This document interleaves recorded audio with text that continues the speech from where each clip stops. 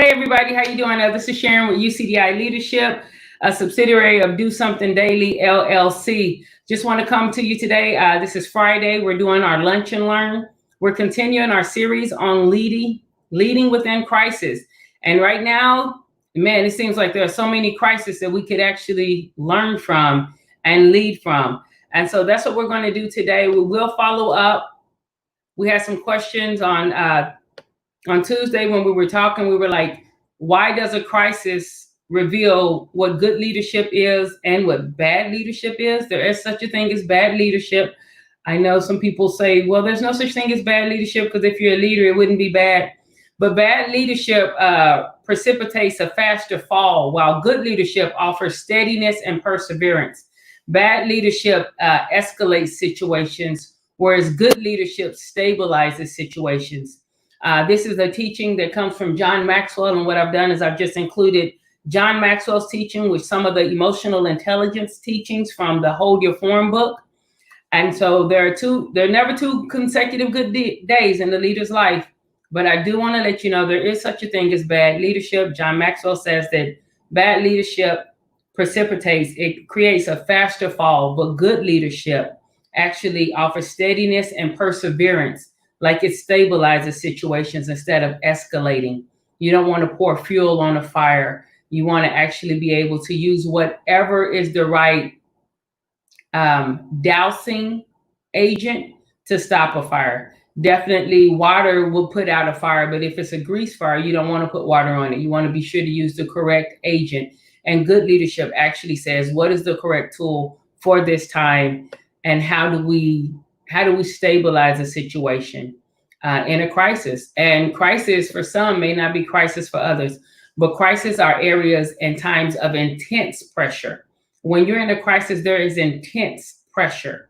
It's intense pressure. And whenever something is in a heightened pressure mode, then decision making has a lot more emotion in it than normal, than what would be typical.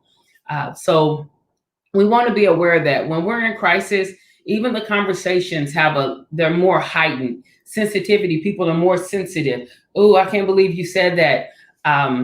People are more assumptive, like they assume things more and they build cases. And it's one thing about opinions.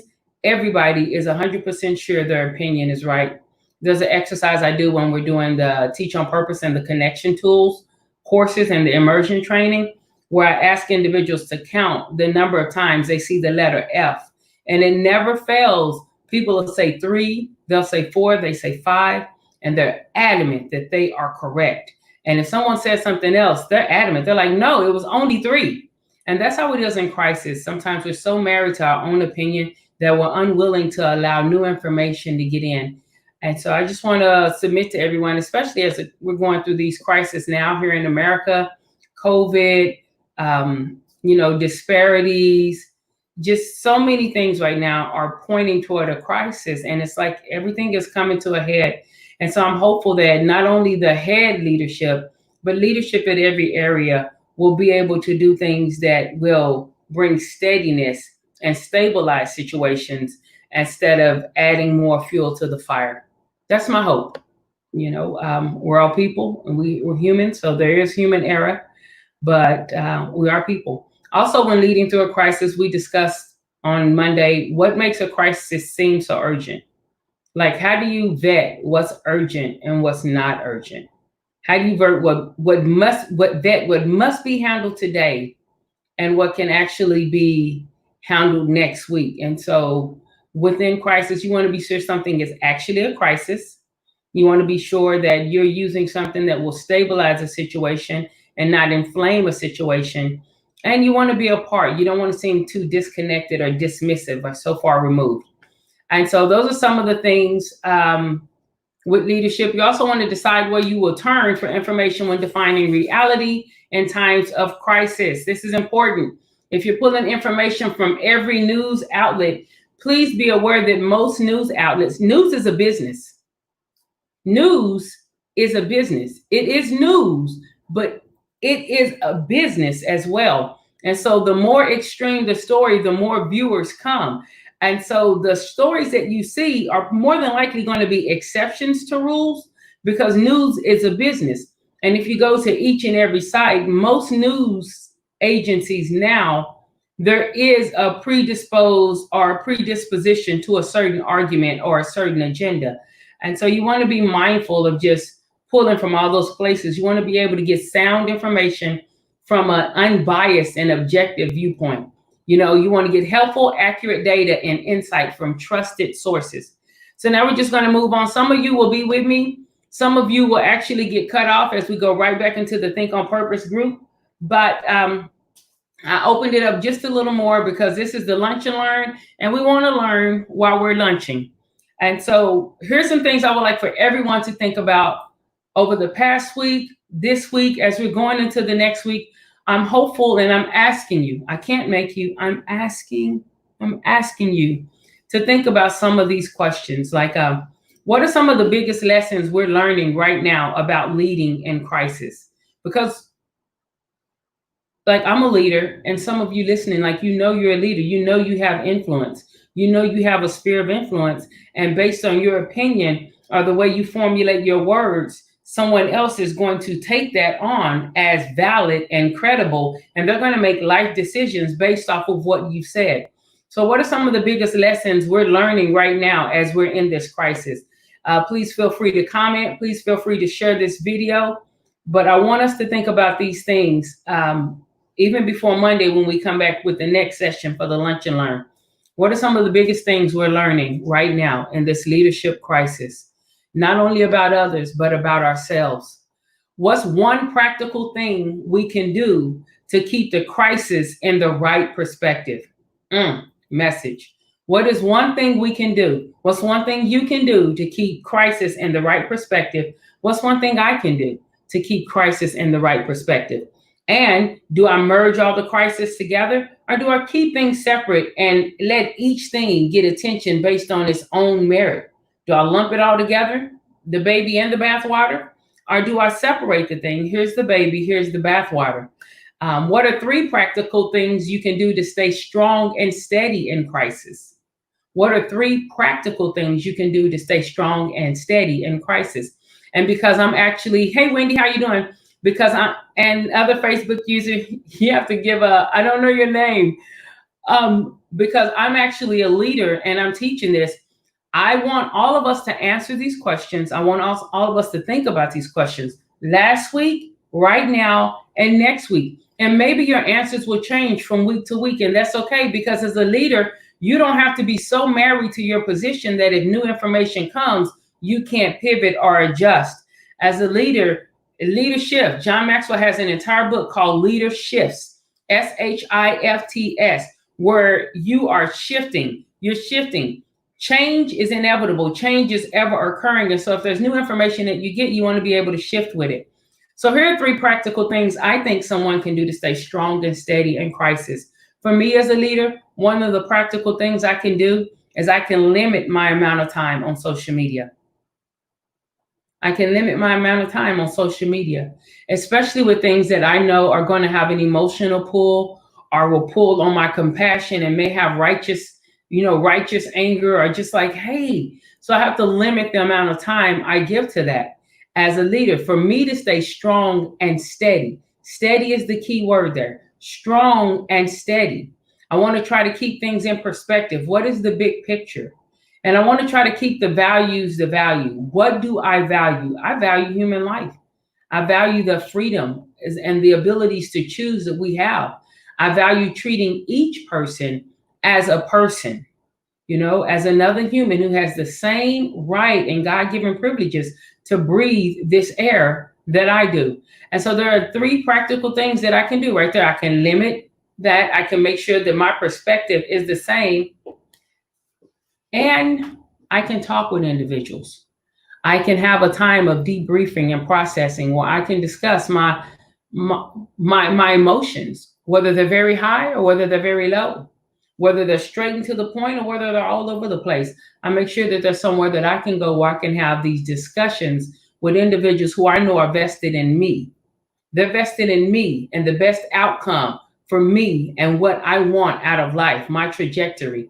that it lines up with my beliefs. So those are 3 things that I can do practically. If you're listening or if you're watching, please share the video or put in the comment section some things that you think we can do, practical things to stay strong and steady in a crisis. Not only the crisis of COVID and the pandemic, but also the crisis of some of these systems and disparities beginning to collide more and more, where our inner narrative is combating and colliding with the outer narrative. There are a lot of individuals right now whose inner narrative is having a very hard time dealing with and looking at the things that they're having to look at. And when that happens, what happens with us is we say, no, there had to be a reason. Something had to happen. It just couldn't be. And that means that the inner narrative and the inner contradiction and inner crisis is combating and colliding with the external things that we're seeing. And so I want to show that. And what makes leadership effective during a crisis? These are things that allow you to know more about your worldview and more about the leaders that you choose, also more about your heart. And so that's what we talked about last week. Those are some of the questions. This is what we're going to talk about right now. Battling distractions during a crisis. Some of you know that healthcare is my warm market. Healthcare and leadership are my warm markets. Healthcare, leadership, and Christendom within the church community. And so you want to be able to battle distractions during a crisis. How do you know that you may be having some distractions? You have mind wandering, you have negative thinking, there's uncertain anxiety. It almost sounds like the stages of change, right? Where there's anxiety, there's uncertainty, you don't quite know what's going to happen. But here's what happens when you get distracted. Message, when you get distracted, you lose focus. You lose focus on your goals. You lose focus on your deliverables. You lose focus on not only where you're going, but the people who are following you to that place. And so you lose touch with hope and with people. And so in turn, that infects the people who are following you. If you're distracted and you don't know where you're going, or you go off on a tangent and begin to storm the castle, guess what the people behind you are going to do? They're going to storm the castle too. And so you have to be mindful, not just of you. I know, like, it's my life, I can do what I want, my rights. But when you are a leader and you know that you have a sphere of influence, you are responsible for that. You're responsible for your influence just the same way as you're responsible for your actions. You're responsible for your actions and your inactions as a leader. That's why Martin Luther King said that silence is even more deadly than the people who are opening the fire hoses, because the silence is like a silent liberty. It's like you're giving liberty and license to something by silence. So if I see injustice, or if I see something that's wrong, if I see a bully, even on my street, I see a bully, I have to say something about that situation, because my silence allows that to perpetuate. It allows it to keep going. And so we want to look at things that make it easy for a leader to get distracted during crisis. But I also just want to say, as leading during a crisis, the tip for this week is stay focused. You have to exercise discipline to stay focused. You have to exercise discipline to stay focused. Discipline is not just somebody getting a whooping. Discipline is having an approach to something and being consistent in that approach towards something. A discipline is a field of study. If you want to be successful or master a field, you have to be disciplined in that field. So as a leader, I want you to think not only about you and how you lead during leadership, but think about where you're going. If you're distracted, if you go off half-cocked, think about the people who are following you. Think about the people who may be listening to cavalier statements that are made from your mouth. Listen, listen, listen. Your actions, your inactions, and your influence, those things are all the same. When I was younger, I had influence sometimes over other children. I didn't ask for it. It's just part of my God-given package. But when I was younger, I would say, hey, we should do such and such. And people would do it. I may not do it, but they did it. And then when it was time for sanctions or repercussions, like somebody had to get in trouble for that, my first thing was, I didn't do nothing because I didn't take an action. But I did take an action. Maybe not a physical action as in carrying it through, but I took the action of influence. I took the action of allowing that to happen. And so I was just as responsible. And that is a mature way of looking at leadership. That's emotional maturity. That's spiritual maturity for my brothers and sisters in Christendom. You have to be aware of what the people following you are going to take and do based on your words, based on your influence, based on your actions, based on your inactions. You have to be aware of that. And so you want to stay focused during a crisis. You don't want your mind wandering. You don't want to get caught up in negative thinking. So you're just only thinking of something negative or only thinking of blame. Like right now, there's a lot of blame culture going on. Dude, I make no excuses for anybody. None. I'm aware of what goes down, whether it's being filmed or not. I'm completely aware of that. That being said, we still have to point towards solutions, toward not just immediate solutions, but short-term solutions, long-term solutions, ongoing solutions, sustainable solutions, solutions that are good for the whole of our country, because it's our country and we all have to live here. We all have to live here. So we need to do what we can do as leaders to make sure that we're able to live here as much as possible in peace. As much as it depends on you, live at peace. Be peaceable with all men. As much as it depends on you. A soft answer turns away wrath. As much as it depends on you. And so as a leader, those are things you want to be aware of. What I'd like for you to think about this weekend before we come back on Monday is, what are the things that distract you? How are you most susceptible to distraction? What can you do to maintain focus? You yourself can do to maintain focus? And what are some helpful ideas that you would share for other people during the times of challenge and crisis, for them to be able to maintain focus and not get just consumed with one aspect of life? I believe that's all I have today in this Lunch and Learn. Are there any questions? Okay, then what I'm going to do for some of you, I'm going to go ahead and cut it off. For the Think on Purpose group, hang out a little bit, because we're going to talk about ways to combat anxiety and fear during crisis. We're going to talk about practical ways to come against anxiety and fear during a crisis. And we're going to talk about some of the emotions that individuals are experiencing right now as it relates to the stages of change and as it relates to thought patterns and processes. If you don't inject something new or new information into your thought patterns and processes, you will continually come up with the same answer all the time.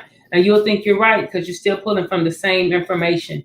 But if that information is outdated or it hasn't been updated or it was incorrect to start with, then you're wrong.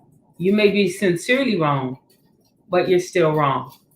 So thanks so much for joining me. Those of you who are not in the Think on Purpose group, have a great weekend. Those of you who are in the Think on Purpose group, just hang out a little bit longer. And we're going to go into those things so we can deal with anxiety and just some of the different things that people may be feeling right now.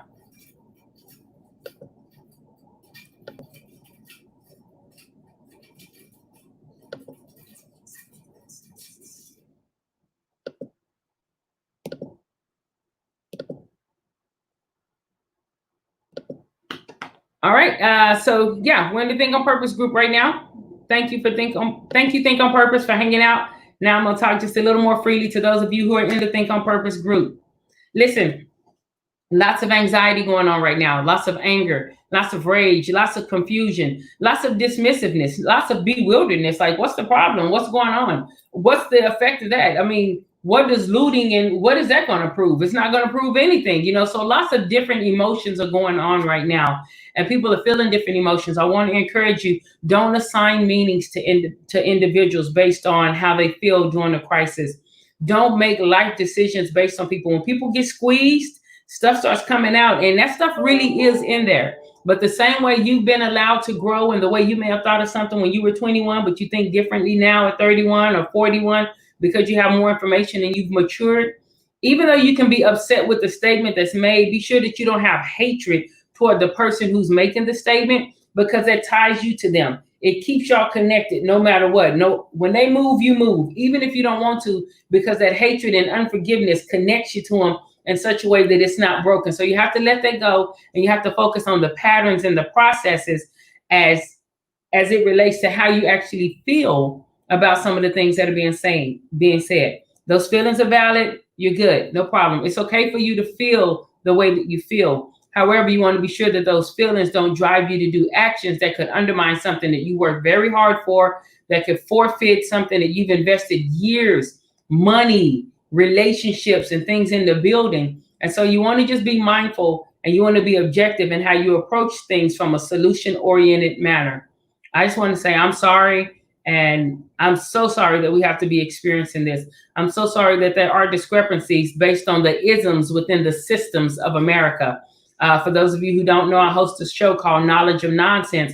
And the whole month of June, we are already going to be talking about these isms: sexism, colorism, ageism, racism, religious imperialism. What about that? Like when you have something against somebody because they're not the same religion of you. We're going to talk about those isms within the systems of America: government, healthcare, education, entertainment, social systems. And so we're going to talk about those things because they have feelings and things concerned with it too. So again, I'm sorry that we're having to experience this, but in thinking on purpose and thinking deliberately, you still want to think intentionally. You still want to train your thoughts to serve you. Whether you cry, have to punch your pillow, or be like, it's not fair, you still want to be mindful and make make conscious and informed decisions. You don't want to run out somewhere, even because COVID is still in these streets. So you don't want to run out somewhere without your mask or without your gloves, or do something that may endanger your health after that moment. After the moment is over, you may have something with you. You want to be mindful of that. And so how do you deal with the anxiety? You talk to people. You talk, you write it in the group, write some posts in the group. Do different things within the group where you write posts, or you communicate, you journal. I don't know if you draw, but draw. Get a coloring book. If you're really angry, get a coloring book. I know it sounds simple. You can get them at the dollar store. Guess how much they are? $1. But get a coloring book and get you some black crayons or some brown crayons, and just color or draw or journal.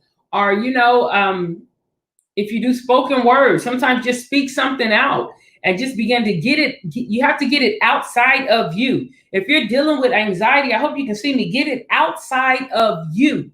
You have to get it outside of you. In you, it festers and it grows. You have to talk about it with someone. And you want to talk about it with someone who's going to bring objectivity and love into the conversation. You want to do that. If you just keep it to yourself and it's just in here like this, and it's just like, or you want to deny it and be like, I'm not mad, or I'm not this, or I don't think they're tripping, or I'm not judging them, then you keep that and it grows in the dark. You have to bring it into the light. And in bringing it into the light, we're able to more effectively and more clearly see what it is we're dealing with. And by bringing and having a conversation with other individuals, then you realize, A, you're not alone in this thing. So it breaks off alienation. I repeat that. A, you're not alone in this thing. And by realizing that, it breaks off alienation. So it's not wrong that you feel anxious at all. Feel all the feels, but there are ways that you can deal with the anxiety so that you're not stuck in the anxiety, and anxiety and dread don't become your umbrella that you walk under all the time. So you want to talk about it. It's okay. Talk about it. Oh my gosh. I'm just like right now, just trying to clean out individuals' ears. Talk about it. Holding things in like that, it allows it to grow and fester, and then it creates a path. It creates grooves. For those of you who know things about their neurons and the way the brain works with like neurolinguistic and cognizant thought patterns, your thoughts actually create grooves in your mind, physical grooves. You have physical grooves in your mind where your thoughts run, and they stay on that track until you take it off, like an old school record player. Your brain, Google it. It's amazing the information is out there. And so you don't want that to just, if you hold it in, it's just going to keep making more and more grooves, and it's going to keep playing that same record. But by you opening up and you speaking on it and you beginning to talk to individuals, then the anxiety, it begins to alleviate. It begins to alleviate the feelings you have of dread and anxiety. It begins to alleviate alienation. It begins to break off the fact that you're alone and that there's no hope and there's no way out. Yes, there is. Yes, there is. Those are lies of the enemy. Yes, there is. We want to think on purpose. We want to train our thoughts to serve us. And by speaking with other people, you're able to hear objective mindsets. You're able to hear something that that can interrupt that thought pattern and shift it like that. And so with anxiety and uncertainty, Those are things that you can do. You can talk about the things that you're uncertain about. Hey, what about schooling? You know, when will I be able to go to work the way I want to go to work if schooling doesn't go back? So you're not certain of how to do that. So you talk about with other people. You talk about it with them. And what happens is you begin to create not backup plans, but alternative plans. You begin to see the options that you really have. And so that's all we wanted to talk about today on the Lunch and Learn. I wanted to definitely hit the anxiety and the uncertainty and how that feels and say, listen, let's use our influence for good. Transparently, I am dealing with some, it's not about me, but because I'm a leader, I want to be honest. I am feeling some of the disappointment and some of the disparities because I am a woman and I've dealt with sexism. I am a woman with melanin, so I've dealt with racism. I hail from Tulsa, Oklahoma. I've dealt with some of those things. I've been a young person in a position of authority, so I've dealt with ageism, where people like, well, you're not old enough to be able to do this or that. So I've dealt with some of these isms. And so when I see it again, it can trigger some of those emotions and you can begin to feel something and assign it to what's going on now, even though it's a feeling from back then. It doesn't mean then and now are the exact same, but if you're not self-aware, you may respond the way you would have responded then, which lacks the intellect and the experience that you have where you are now. So hold your form, be objective, think on purpose, be deliberate and intentional in your thought life. Talk with people, get things on the inside, get it out, vet, have a debriefing session, process some of the things that are going on, and use your influence for good. This has been a longer Lunch and Learn than normal, but it's a lot going on in America right now. I love America, and I am hopeful and praying that we are able to make the adjustments and the necessary changes so that this can be a place of peace and a peace for everyone to be able to live. This is our home. This is our home, guys. This is our home. We're all in the American boat together. Now with COVID, we may be in different boats, but we all live in America. And there are some disparities. There's some disparities that are affecting the way our ship is actually able to stay afloat. Y'all be safe. God bless. Have a great weekend. I will see you Monday for Lunch and Learn as we continue to talk about leading within a crisis, using John Maxwell information in his training and merging it with the Think on Purpose and Hold Your Form trainings that we have here in the group. Be safe. God bless. My name is Sharon with UCDI, and I love you. I love you. I love you. If you're in the group and you haven't signed up for the paid membership, sign up for the paid membership. As of June, it cuts off, and then I won't be able to see you all here in the group. I'll still love you and we'll still be friends, but as far as the group, we will have come to a pause there. $9.99 to $19.97, depending on what level you want, but it's more than worth it. There's going to be so much value. There's already value in it. There's going to be so much value, and we'll have the files. We'll even have the guides for this course. It will become part of the files of the group. You'll be able to see the files, download the files, work through the participant guides, and do different things like that. Again, be safe. God bless. Have a great weekend.